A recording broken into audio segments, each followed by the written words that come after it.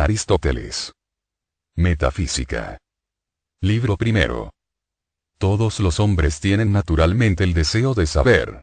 El placer que nos causa las percepciones de nuestros sentidos es una prueba de esta verdad. Nos agradan por sí mismas, independientemente de su utilidad, sobre todo las de la vista. En efecto, no solo cuando tenemos intención de obrar, sino hasta cuando ningún objeto práctico nos proponemos, preferimos, por decirlo así, el conocimiento visible a todos los demás conocimientos que nos dan los demás sentidos. Y la razón es que la vista, mejor que los otros sentidos, nos da a conocer los objetos, y nos descubre entre ellos gran número de diferencias. Los animales reciben de la naturaleza la facultad de conocer por los sentidos. Pero este conocimiento en unos no produce la memoria, al paso que en otros la produce. Y así los primeros son simplemente inteligentes, y los otros son más capaces de aprender que los que no tienen la facultad de acordarse. La inteligencia, sin la capacidad de aprender, es patrimonio de los que no tienen la facultad de percibir los sonidos, por ejemplo, la abeja y los demás animales que puedan hallarse en el mismo caso. La capacidad de aprender se encuentra en todos aquellos que reúnen a la memoria el sentido del oído. Mientras que los demás animales viven reducidos a las impresiones sensibles o a los recuerdos, y apenas se elevan a la experiencia, el género humano tiene, para conducirse, el arte y el razonamiento. En los hombres la experiencia proviene de la memoria. En efecto, muchos recuerdos de una misma cosa constituyen una experiencia. Pero la experiencia, al parecer, se asimila casi a la ciencia y al arte. Por la experiencia progresan la ciencia y el arte en el hombre. La experiencia, dice Polus, y con razón, ha creado el arte, la inexperiencia marcha a la aventura. El arte comienza, cuando de un gran número de nociones suministradas por la experiencia, se forma una sola concepción general que se aplica a todos los casos semejantes. Saber que tal remedio ha curado a Calías atacado de tal enfermedad, que ha producido el mismo efecto en Sócrates y en muchos otros tomados individualmente, constituye la experiencia. Pero saber que tal remedio ha curado toda clase de enfermos atacados de cierta enfermedad, los flemáticos, por ejemplo, los biliosos o los calenturientos, es arte. En la práctica la experiencia no parece diferir del arte, y se observa que hasta los mismos que solo tienen experiencia consiguen mejor su objeto que los que poseen la teoría sin la experiencia. Esto consiste en que la experiencia es el conocimiento de las cosas particulares, y el arte, por lo contrario, el de lo general. Ahora bien, todos los actos, todos los hechos se dan en lo particular. Porque no es al hombre al que cura el médico, sino accidentalmente, y sí a Calías o Sócrates o a cualquier otro individuo que resulte pertenecer al género humano. Luego si alguno posee la teoría sin la experiencia, y conociendo lo general ignora lo particular en el contenido, errará muchas veces en el tratamiento de la enfermedad. En efecto, lo que se trata de curar es al individuo.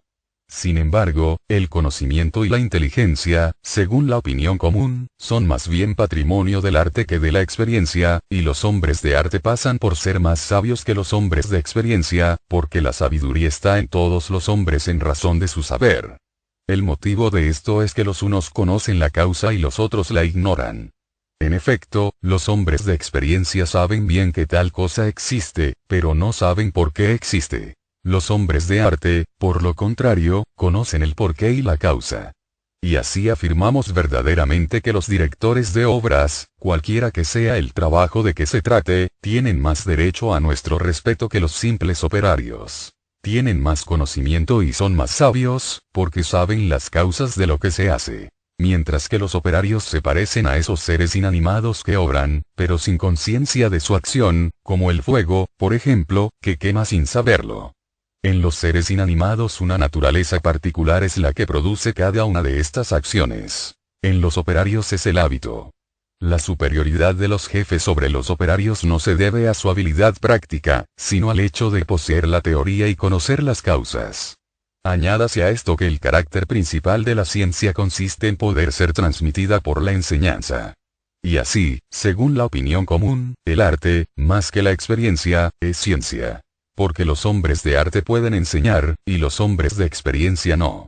Por otra parte, ninguna de las acciones sensibles constituye a nuestros ojos el verdadero saber, bien que sean el fundamento del conocimiento de las cosas particulares. Pero no nos dicen el porqué de nada. Por ejemplo, no nos hacen ver por qué el fuego es caliente, sino solo que es caliente. No sin razón el primero que inventó un arte cualquiera, por encima de las nociones vulgares de los sentidos, fue admirado por los hombres, no solo a causa de la utilidad de sus descubrimientos, sino a causa de su ciencia, y porque era superior a los demás. Las artes se multiplicaron, aplicándose las unas a las necesidades, las otras a los placeres de la vida, pero siempre los inventores de que se trata fueron mirados como superiores a los de todas las demás, porque su ciencia no tenía la utilidad por fin. Todas las artes de que hablamos estaban inventadas cuando se descubrieron estas ciencias que no se aplican ni a los placeres ni a las necesidades de la vida. Nacieron primero en aquellos puntos donde los hombres gozaban de reposo. Las matemáticas fueron inventadas en Egipto, porque en este país se dejaba un gran solaz a la casta de los sacerdotes. Hemos asentado en la moral la diferencia que hay entre el arte, la ciencia y los demás conocimientos. Todo lo que sobre este punto nos proponemos decir ahora, es que la ciencia que se llama filosofía es, según la idea que generalmente se tiene de ella, el estudio de las primeras causas y de los principios.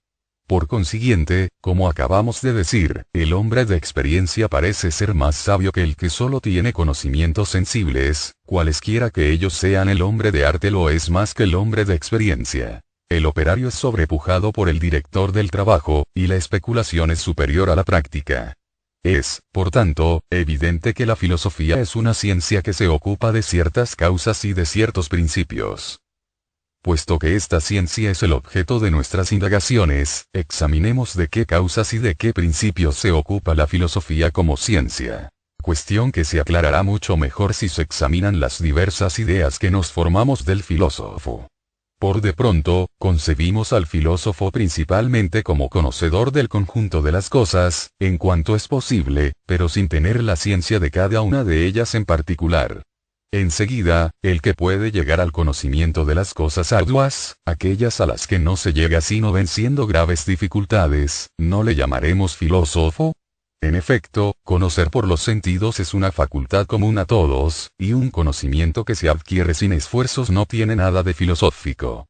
Por último, el que tiene las nociones más rigurosas de las causas, y que mejor enseña estas nociones, es más filósofo que todos los demás en todas las ciencias. Aquella que se busca por sí misma, solo por el ansia de saber, es más filosófica que la que se estudia por sus resultados. Así como la que domina a las demás es más filosófica que la que está subordinada a cualquiera otra.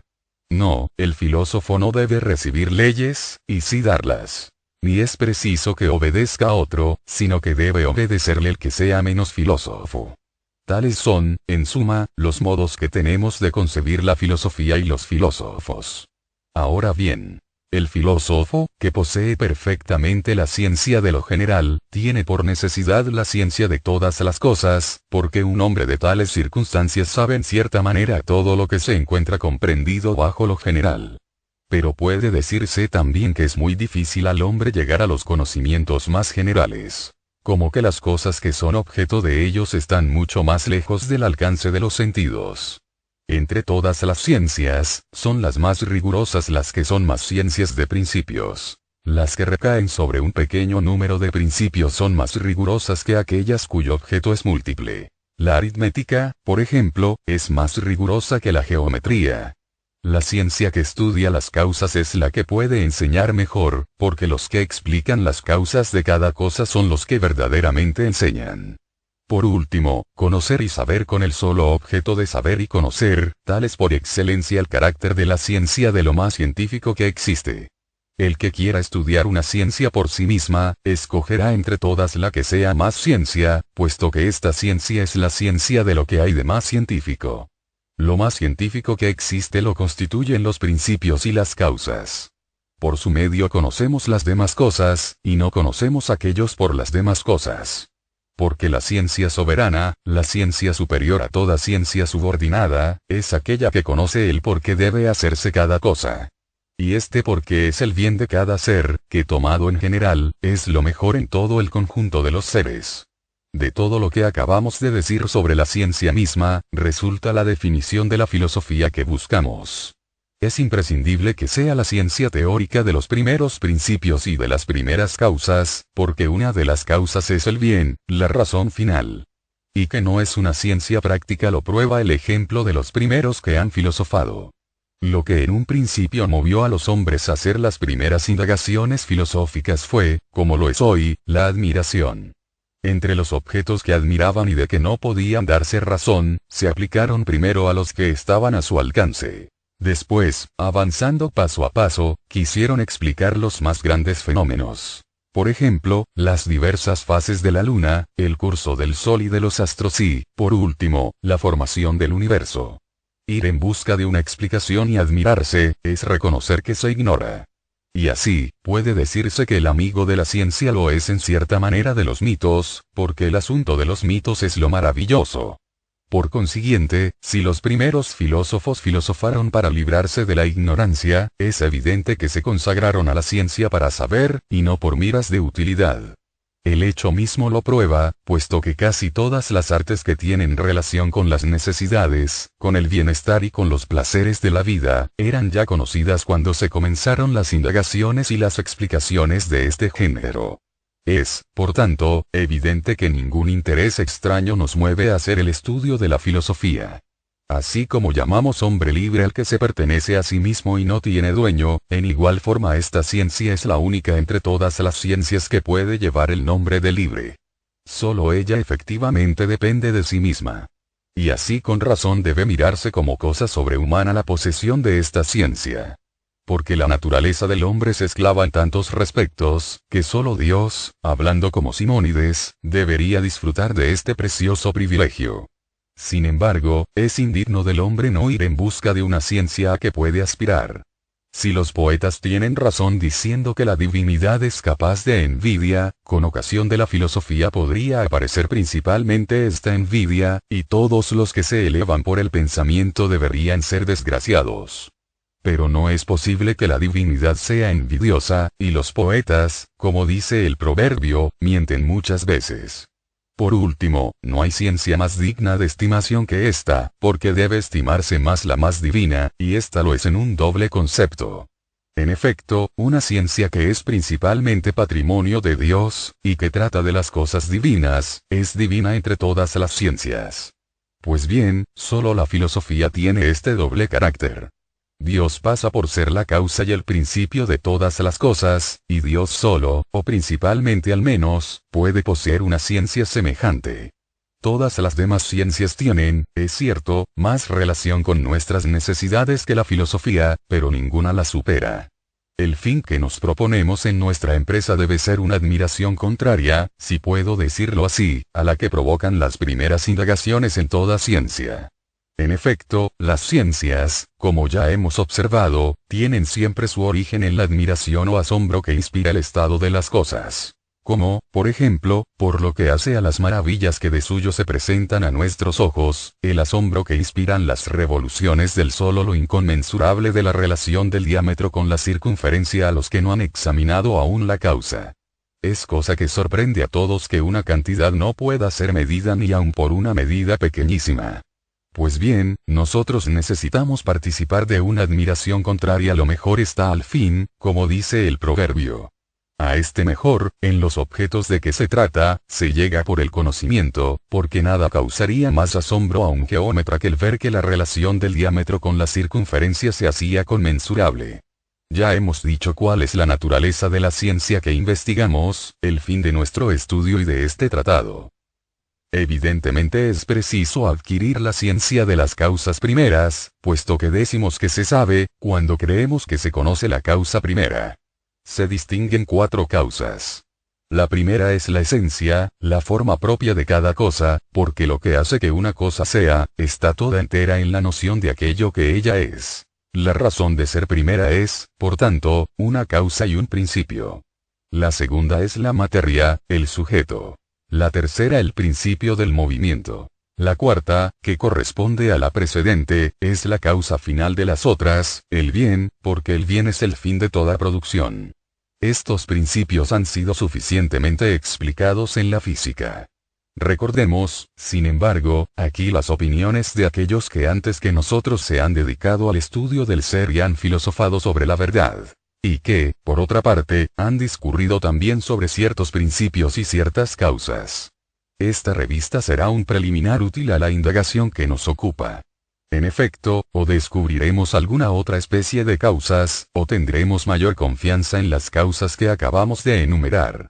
La mayor parte de los primeros que filosofaron, no consideraron los principios de todas las cosas, sino desde el punto de vista de la materia. Aquello de dónde salen todos los seres, de dónde proviene todo lo que se produce, y a dónde va a parar toda destrucción, persistiendo la sustancia misma bajo sus diversas modificaciones, he aquí el principio de los seres. Y así creen, que nada nace ni perece verdaderamente, puesto que esta naturaleza primera subsiste siempre. A la manera que no decimos que Sócrates nace realmente, cuando se hace hermoso músico, ni que perece, cuando pierde estos modos de ser, puesto que el sujeto de las modificaciones, Sócrates mismo, persiste en su existencia, sin que podamos servirnos de estas expresiones respecto a ninguno de los demás seres. Porque es indispensable que haya una naturaleza primera, sea única, sea múltiple, la cual subsistiendo siempre, produzca todas las demás cosas. Por lo que hace al número y al carácter propio de los elementos, estos filósofos no están de acuerdo.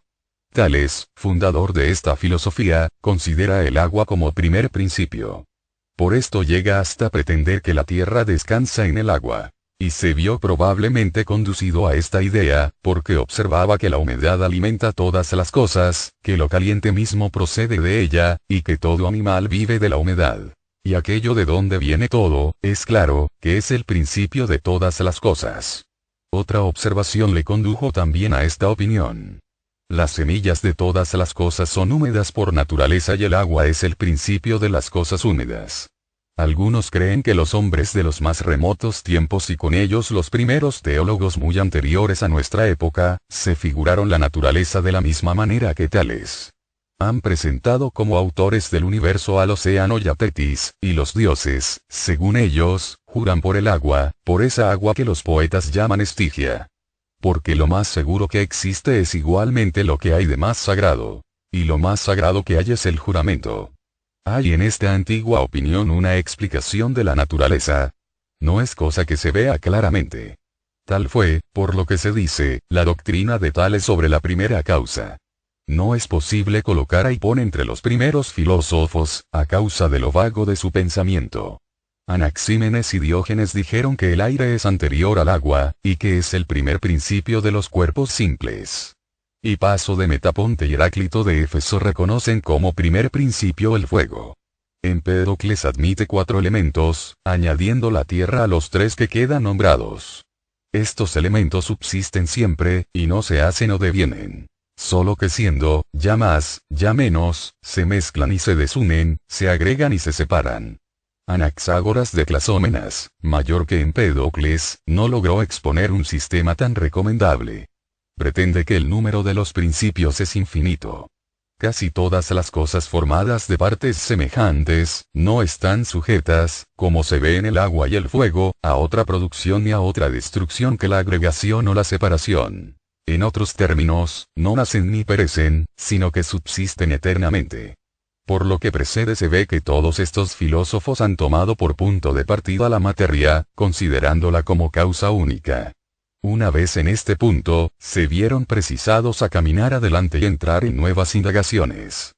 Es indudable que toda destrucción y toda producción proceden de algún principio, ya sea único o múltiple. Pero ¿de dónde proceden estos efectos y cuál es la causa? Porque, en verdad, el sujeto mismo no puede ser autor de sus propios cambios.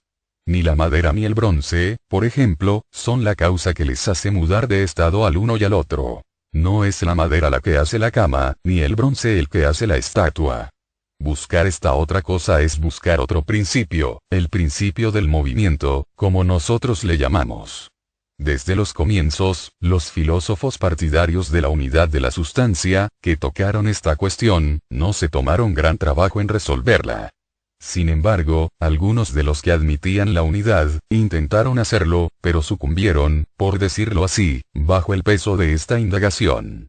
pretenden que la unidad es inmóvil, y que no solo nada nace ni muere en toda la naturaleza, opinión antigua y a la que todos se afiliaron, sino también que en la naturaleza es imposible otro cambio. Este último punto es peculiar de estos filósofos. Ninguno de los que admiten la unidad del todo ha llegado a la concepción de la causa de que hablamos, excepto, quizá, Parménides, en cuanto no se contenta con la unidad, sino que, independientemente de ella, reconoce en cierta manera dos causas. En cuanto a los que admiten muchos elementos, como lo caliente y lo frío, o el fuego y la tierra, están más a punto de descubrir la causa en cuestión. Porque atribuyen al fuego el poder motriz, y al agua, a la tierra y a los otros elementos la propiedad contraria. No bastando estos principios para producir el universo, los sucesores de los filósofos que los habían adoptado, estrechados de nuevo, como hemos dicho, por la verdad misma, recurrieron al segundo principio. En efecto, que el orden y la belleza que existen en las cosas o que se producen en ellas, tengan por causa la tierra o cualquier otro elemento de esta clase, no es en modo alguno probable ni tampoco es creíble que los filósofos antiguos hayan abrigado esta opinión. Por otra parte, atribuir al azar o a la fortuna estos admirables efectos era muy poco racional. Y así, cuando hubo un hombre que proclamó que en la naturaleza, al modo que sucedía con los animales, había una inteligencia, a causa del concierto y del orden universal, pareció que este hombre era el único que estaba en el pleno uso de su razón, en desquite de las divagaciones de sus predecesores. Sabemos, sin que ofrezca duda, que Anaxágoras se consagró al examen de este punto de vista de la ciencia. Puede decirse, sin embargo, que Hermótimo de Clasómenas lo indicó el primero. Estos dos filósofos alcanzaron, pues, la concepción de la inteligencia, y establecieron que la causa del orden es a un mismo tiempo el principio de los seres y la causa que les imprime el movimiento. Debería creerse que Hesíodo entrevió mucho antes algo análogo, y con Hesíodo todos los que han admitido como principio en los seres el amor o el deseo. Por ejemplo, Parménides. Este dice, en su explicación de la formación del universo. Él creó el amor, el más antiguo de todos los dioses. Hesíodo, por su parte, se expresa de esta manera: mucho antes de todas las cosas existió el caos, después la tierra espaciosa. Y el amor, que es el más hermoso de todos los inmortales.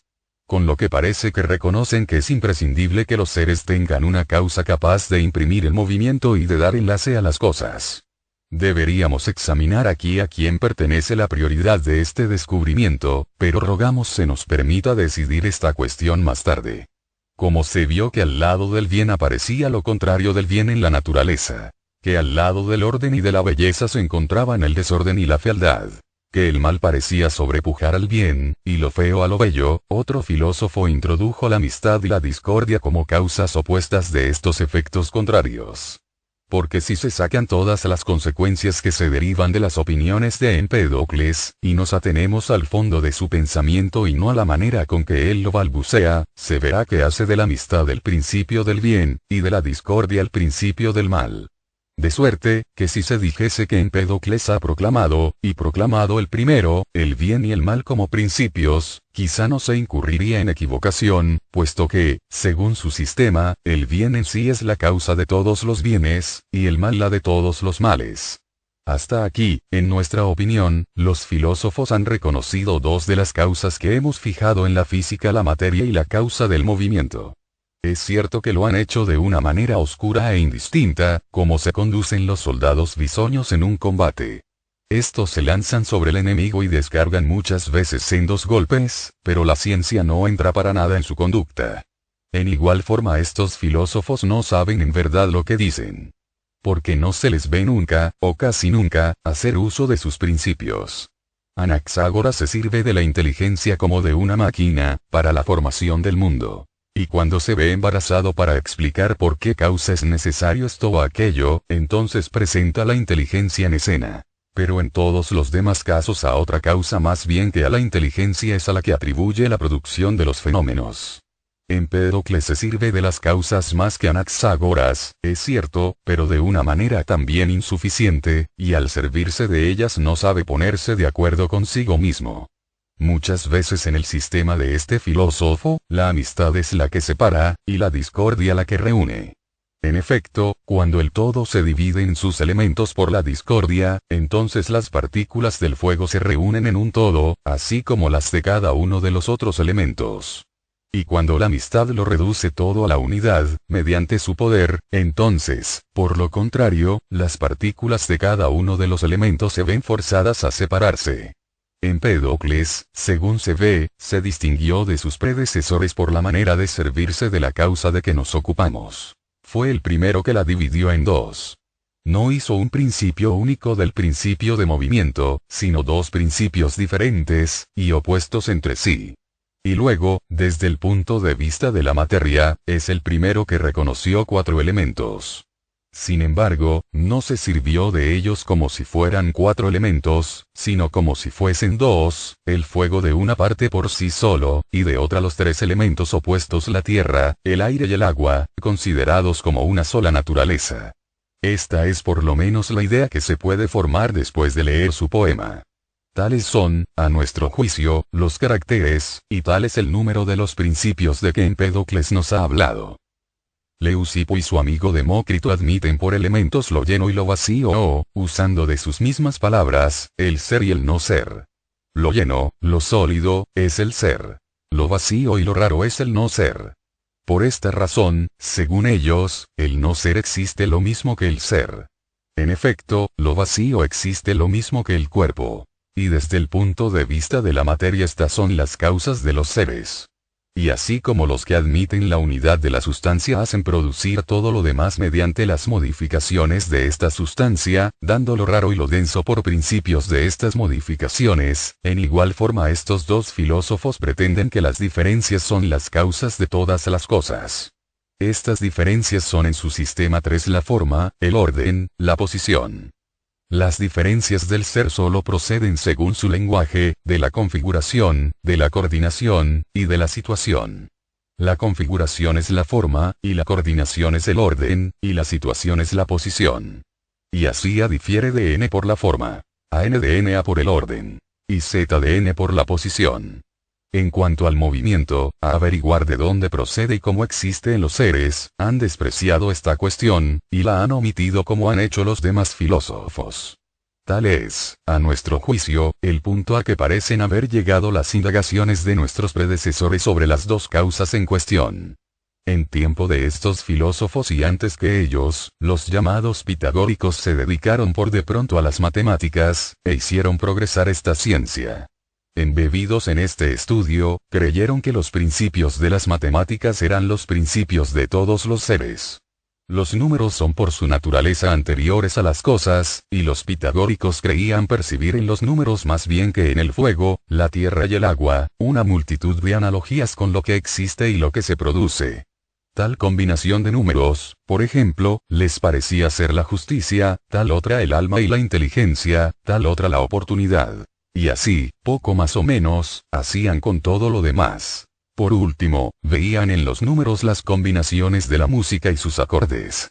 Pareciéndoles que estaban formadas todas las cosas a semejanza de los números, y siendo por otra parte los números anteriores a todas las cosas, creyeron que los elementos de los números son los elementos de todos los seres, y que el cielo en su conjunto es una armonía y un número. Todas las concordancias que podían descubrir en los números y en la música, junto con los fenómenos del cielo y sus partes y con el orden del universo, las reunían, y de esta manera formaban un sistema. Y si faltaba algo, empleaban todos los recursos para que aquel presentara un conjunto completo. Por ejemplo, como la década parece ser un número perfecto, y que abraza todos los números, pretendieron que los cuerpos en movimiento en el cielo son 10 en número.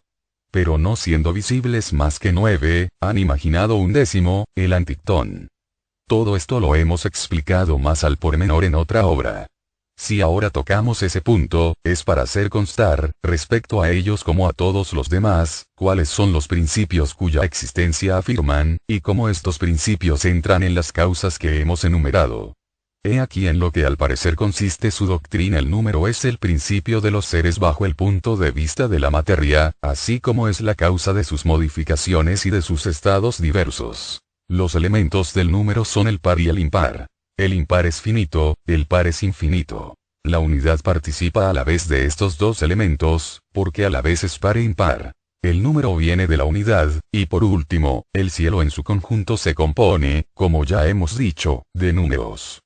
Otros pitagóricos admiten 10 principios, que colocan de 2 en 2, en el orden siguiente: finito e infinito, par e impar, unidad y pluralidad, derecha e izquierda, macho y hembra, reposo y movimiento, rectilíneo y curvo, luz y tinieblas, bien y mal, cuadrado y cuadrilátero irregular. La doctrina de Alcmeón de Crotona parece aproximarse mucho a estas ideas, sea que las haya tomado de los pitagóricos, sea que estos las hayan recibido de Alcmeón, porque florecía cuando era anciano Pitágoras, y su doctrina se parece a la que acabarnos de exponer. Dice, en efecto, que la mayor parte de las cosas de este mundo son dobles, señalando al efecto las oposiciones entre las cosas. Pero no fija, como los pitagóricos, estas diversas oposiciones. Toma las primeras que se presentan, por ejemplo, lo blanco y lo negro, lo dulce y lo amargo, el bien y el mal, lo grande y lo pequeño, y sobre todo lo demás se explica de una manera igualmente indeterminada, mientras que los pitagóricos han definido el número y la naturaleza de las oposiciones. Por consiguiente, de estos dos sistemas puede deducirse que los contrarios son los principios de las cosas, y además, que uno de ellos nos da a conocer el número de estos principios y su naturaleza. Pero cómo estos principios pueden resumirse en las causas primeras, es lo que no han articulado claramente estos filósofos. Sin embargo, parece que consideran los elementos desde el punto de vista de la materia, porque, según ellos, estos elementos se encuentran en todas las cosas y constituyen y componen todo el universo. Lo que precede basta para dar una idea de las opiniones de los que, entre los antiguos, han admitido la pluralidad en los elementos de la naturaleza. Hay otros que han considerado el todo como un ser único, pero difieren entre sí, ya por el mérito de la exposición, ya por la manera como han concebido la realidad. Con relación a la revista que estamos pasando a las causas, no tenemos necesidad de ocuparnos de ellos.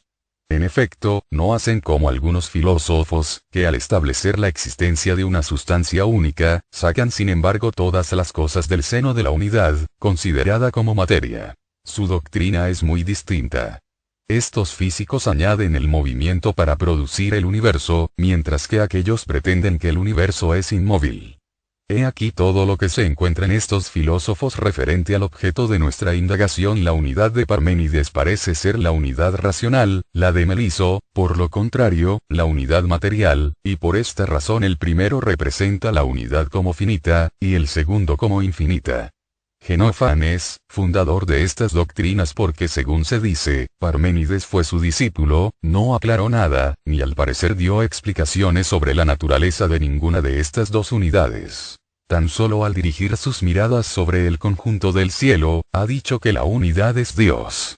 Repito que, en el examen que nos ocupa, debemos, como ya hemos dicho, prescindir de estos filósofos, por lo menos de los dos últimos, Genófanes y Meliso, cuyas concepciones son verdaderamente bastante groseras.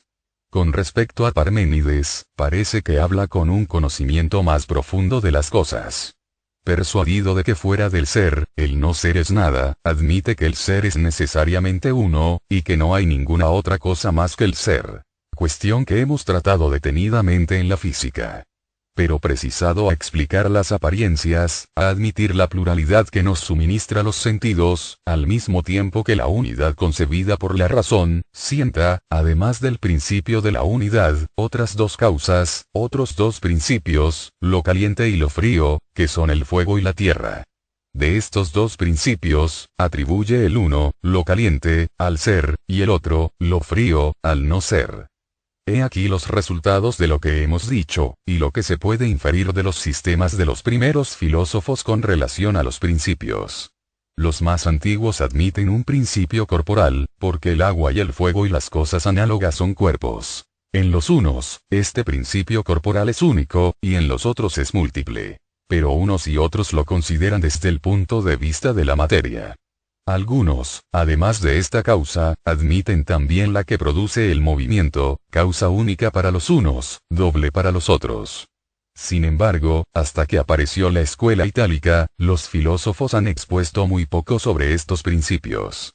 Todo lo que puede decirse de ellos, como ya hemos manifestado, es que se sirven de dos causas, y que una de estas, la del movimiento, se considera como única por los unos, como doble por los otros. Los pitagóricos, ciertamente, han hablado también de dos principios. Pero han añadido lo siguiente, que exclusivamente les pertenece. El finito, el infinito y la unidad, no son, según ellos, naturalezas aparte, como lo son el fuego o la tierra o cualquier otro elemento análogo, sino que el infinito en sí y la unidad en sí son la sustancia misma de las cosas, a las que se atribuye la unidad y la infinitud.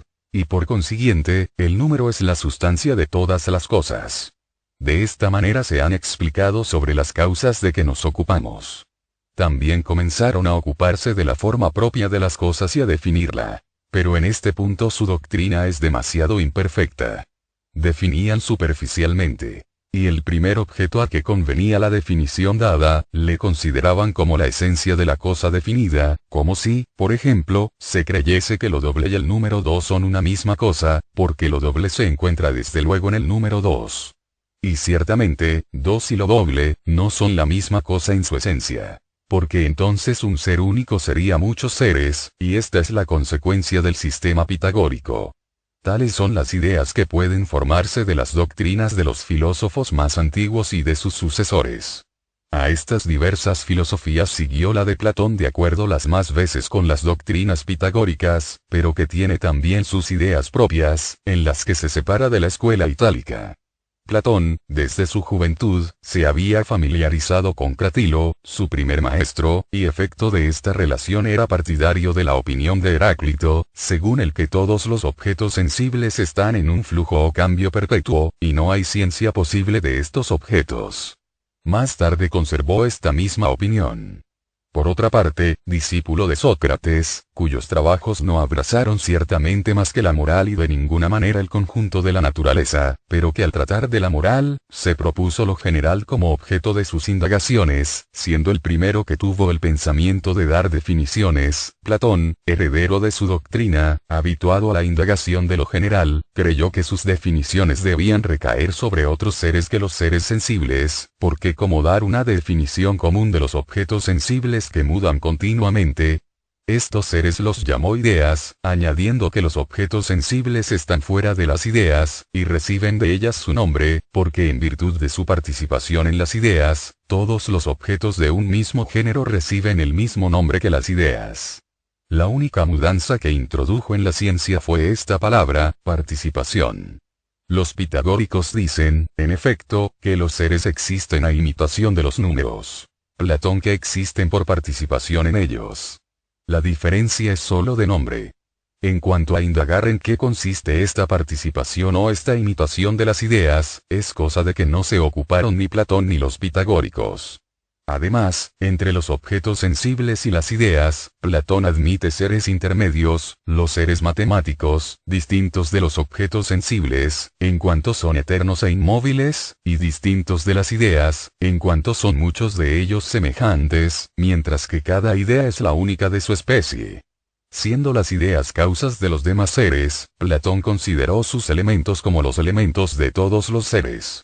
Desde el punto de vista de la materia, los principios son lo grande y lo pequeño. Desde el punto de vista de la esencia, es la unidad.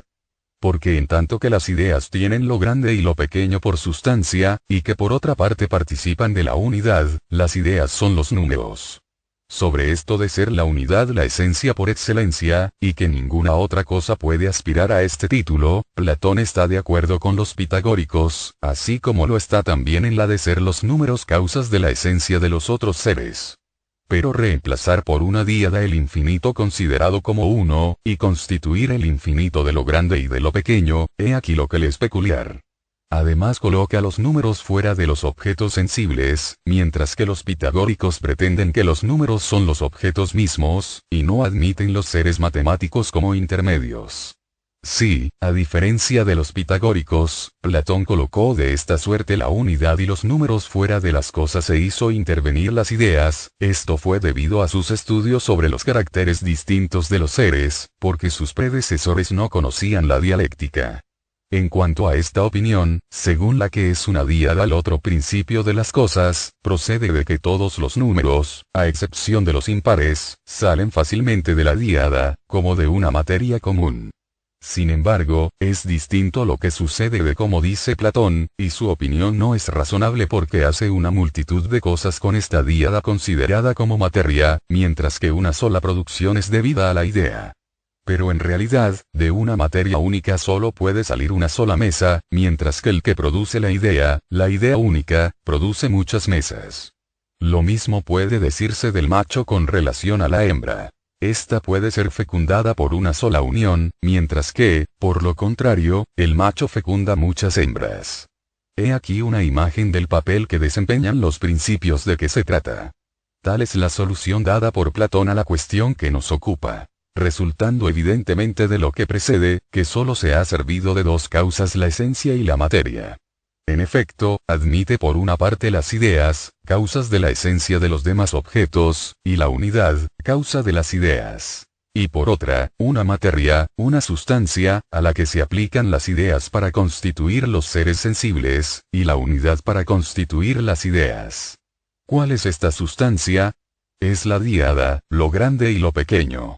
Colocó también en uno de estos dos elementos la causa del bien, y en el otro la causa del mal. Punto de vista que no ha sido más particularmente objeto de indagaciones de algunos filósofos anteriores, como Empédocles y Anaxágoras.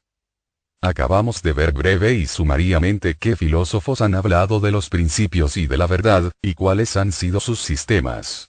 Este rápido examen es suficiente, sin embargo, para hacer ver que ninguno de los que han hablado de los principios y de las causas nos ha dicho nada que no pueda reducirse a las causas que hemos consignado nosotros en la física, pero que todos, aunque oscuramente y cada uno por distinto rumbo, han vislumbrado alguna de ellas. En efecto, unos hablan del principio material que suponen uno múltiple, corporal o incorporal. Tales son por ejemplo, lo grande y lo pequeño de Platón, el infinito de la escuela itálica, el fuego, la tierra, el agua y el aire de Empédocles, la infinidad de las homeomerías de Anaxágoras. Todos estos filósofos se refirieron evidentemente a este principio, y con ellos todos aquellos que admiten como principio el aire, el fuego, o el agua, o cualquiera otra cosa más densa que el fuego, pero más sutil que el aire, porque tal es, según algunos, la naturaleza del primer elemento. Estos filósofos solo se han fijado en la causa material. Otros han hecho indagaciones sobre la causa del movimiento, aquellos, por ejemplo, que afirman como principios la amistad y la discordia, o la inteligencia o el amor. En cuanto a la forma, en cuanto a la esencia, ninguno de ellos ha tratado de ella de un modo claro y preciso. Los que mejor lo han hecho son los que han recurrido a las ideas y a los elementos de las ideas. Porque no consideran las ideas y sus elementos, ni como la materia de los objetos sensibles, ni como los principios del movimiento. Las ideas, según ellos, son más bien causas de inmovilidad y de inercia. Pero las ideas suministran a cada una de las otras cosas su esencia, así como ellas la reciben de la unidad. En cuanto a la causa final de los actos, de los cambios, de los movimientos, nos hablan de alguna causa de este género, pero no le dan el mismo nombre que nosotros ni dicen en qué consisten. Los que admiten como principios la inteligencia o la amistad, dan a la verdad estos principios como una cosa buena, pero no sostienen que sean la causa final de la existencia o de la producción de ningún ser, y antes dicen, por lo contrario, que son las causas de sus movimientos. De la misma manera, los que dan este mismo carácter de principios a la unidad o al ser, los consideran como causas de la sustancia de los seres, y de ninguna manera como aquello en vista de lo cual existen y se producen las cosas. Y así dicen y no dicen, si puedo expresarme así, que el bien es una causa. Mas el bien que mencionan no es el bien hablando en absoluto, sino accidentalmente. La exactitud de lo que hemos dicho sobre las causas, su número, su naturaleza, está, pues, confirmada, al parecer, por el testimonio de todos estos filósofos y hasta por su impotencia para encontrar algún otro principio. Es evidente, además, que en la indagación de que vamos a ocuparnos, debemos considerar los principios, o bajo todos estos puntos de vista, o bajo alguno de ellos. Pero ¿cómo se ha expresado cada uno de estos filósofos? ¿Y cómo han resuelto las dificultades que se relacionan con los principios? He aquí los puntos que vamos a examinar. Todos los que suponen que el todo es uno, que no admiten más que un solo principio, la materia, que dan a este principio una naturaleza corporal y extensa, incurren evidentemente en una multitud de errores, porque solo reconocen los elementos de los cuerpos, y no los de los seres incorporales. Y sin embargo, hay seres incorporales, y después, aun cuando quieran explicar las causas de la producción y destrucción, y construir un sistema que abrace toda la naturaleza, suprimen la causa del movimiento. Otro defecto consiste en no dar por causa en ningún caso ni la esencia, ni la forma.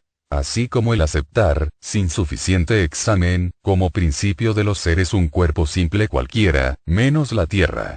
El no reflexionar sobre esta producción o este cambio, cuyas causas son los elementos. Y por último, no determinar cómo se opera la producción mutua de los elementos.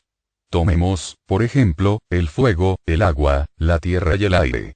Estos elementos provienen los unos de los otros, unos por vía de reunión y otros por vía de separación. Esta distinción importa mucho para la cuestión de la prioridad y de la posterioridad de los elementos. Desde el punto de vista de la reunión, el elemento fundamental de todas las cosas parece ser aquel del cual, considerado como principio, se forma la tierra por vía de agregación, y este elemento deberá ser el más tenue y el más sutil de los cuerpos. Los que admiten el fuego como principio son los que se conforman principalmente con este pensamiento. Todos los demás filósofos reconocen en igual forma, que tal debe ser el elemento de los cuerpos, y así ninguno de los filósofos posteriores que admitieron un elemento único, consideró la tierra como principio, a causa sin duda de la magnitud de sus partes, mientras que cada uno de los demás elementos ha sido adoptado como principio por alguno de aquellos. Unos dicen que es el fuego el principio de las cosas, otros el agua, otros el aire. ¿Y por qué no admiten igualmente, según la común opinión, como principio la tierra? Porque generalmente se dice que la tierra es todo. El mismo Hesiodo dice que la tierra es el más antiguo de todos los cuerpos. Tan antigua y popular es esta creencia. Desde este punto de vista, ni los que admiten un principio distinto del fuego, ni los que suponen el elemento primero más denso que el aire y más sutil que el agua, podían por tanto estar en lo cierto. Pero si lo que es posterior bajo la relación de la generación es anterior por su naturaleza y todo compuesto, toda mezcla, es posterior por la generación, sucederá todo lo contrario. El agua será anterior al aire, y la tierra al agua. Limitémonos a las observaciones que quedan consignadas con respecto a los filósofos, que solo han admitido un solo principio material. Mas son también aplicables a los que admiten un número mayor de principios, como Empédocles, por ejemplo, que reconoce 4 cuerpos elementales, pudiéndose decir de él todo lo dicho de estos sistemas. He aquí lo que es peculiar de Empédocles. Nos presenta los elementos procediendo los unos de los otros, de tal manera que el fuego y la tierra no permanecen siendo siempre el mismo cuerpo. Este punto lo hemos tratado en la física, así como la cuestión de saber si deben admitirse una o dos causas del movimiento. En nuestro juicio, la opinión de Empédocles no es, ni del todo exacta, ni del todo irracional. Sin embargo, los que adoptan sus doctrinas, deben desechar necesariamente todo tránsito de un estado a otro, porque lo húmedo no podría proceder de lo caliente, ni lo caliente de lo húmedo, ni el mismo Empédocles no dice cuál sería el objeto que hubiera de experimentar estas modificaciones contrarias, ni cuál sería esa naturaleza única que se haría agua y fuego. Podemos pensar que Anaxágoras admite 2 elementos por razones que ciertamente él no expuso, pero que si se le hubieran manifestado, indudablemente habría aceptado. Porque bien que, en suma, sea absurdo decir que en un principio todo estaba mezclado, puesto que para que se verificara la mezcla, debió haber primero separación, puesto que es natural que un elemento cualquiera se mezcle con otro elemento cualquiera, y en fin, porque supuesta la mezcla primitiva, las modificaciones y los accidentes se separarían de las sustancias, estando las mismas cosas igualmente sujetas a la mezcla y a la separación. Sin embargo, si nos fijamos en las consecuencias, y si se precisa lo que Anaxágoras quiere decir, se hallará, no tengo la menor duda, que su pensamiento no carece, ni de sentido, ni de originalidad. En efecto, cuando nada estaba aún separado, es evidente que nada de cierto se podría afirmar de la sustancia primitiva. Quiero decir con esto, que la sustancia primitiva no sería blanca, ni negra, ni parda, ni de ningún otro color. Sería necesariamente incolora, porque en otro caso tendría alguno de estos colores. Tampoco tendría sabor por la misma razón, ni ninguna otra propiedad de este género. Tampoco podía tener calidad, ni cantidad, ni nada que fuera determinado, sin lo cual hubiese tenido alguna de las formas particulares del ser. Cosa imposible cuando todo está mezclado, y lo cual supone ya una separación. Ahora bien, según Anaxágoras, todo está mezclado, excepto la inteligencia. La inteligencia solo existe pura y sin mezcla. Resulta de aquí, que Anaxágoras admite como principios primero, la unidad, porque es lo que aparece puro y sin mezcla. Y después otro elemento, lo indeterminado antes de toda determinación, antes que haya recibido forma alguna. A este sistema le falta verdaderamente claridad y precisión. Sin embargo, en el fondo del pensamiento de Anaxágoras hay algo que se aproxima a las doctrinas posteriores, sobre todo a las de los filósofos de nuestros días. Las únicas especulaciones familiares a los filósofos de que hemos hablado, recaen sobre la producción, la destrucción y el movimiento. Porque los principios y las causas, objeto de sensible. Pero los que extienden sus especulaciones a todas sus indagaciones, son casi exclusivamente los de la sustancia, los seres, que admiten por una parte seres sensibles y por otra, seres no sensibles, estudian evidentemente estas dos especies de seres. Por lo tanto, será conveniente detenerse más en sus doctrinas y examinar lo que dicen de bueno o de malo, que se refiera a nuestro asunto. Los que se llaman pitagóricos emplean los principios y los elementos de una manera más extraña aún que los físicos, y esto procede de que toman los principios fuera de los seres sensibles. Los seres matemáticos están privados de movimientos, a excepción de aquellos de que trata la astronomía. Ahora bien, todas sus indagaciones, todos sus sistemas, recaen sobre los seres físicos. Explican la producción del cielo, y observan lo que pasa en sus diversas partes, sus revoluciones y sus movimientos, y a esto es a lo que aplican sus principios y sus causas, como si estuvieran de acuerdo con los físicos para reconocer que el ser está reducido a lo que es sensible, a lo que abraza nuestro cielo. Pero sus causas y sus principios bastan, en nuestra opinión, para elevarse a la concepción de los seres que están fuera del alcance de los sentidos. Causas y principios que podrían aplicarse mucho mejor a esto que las consideraciones físicas. Pero ¿cómo tendrá lugar el movimiento, si no hay otras sustancias que lo finito y lo infinito, lo par y lo impar?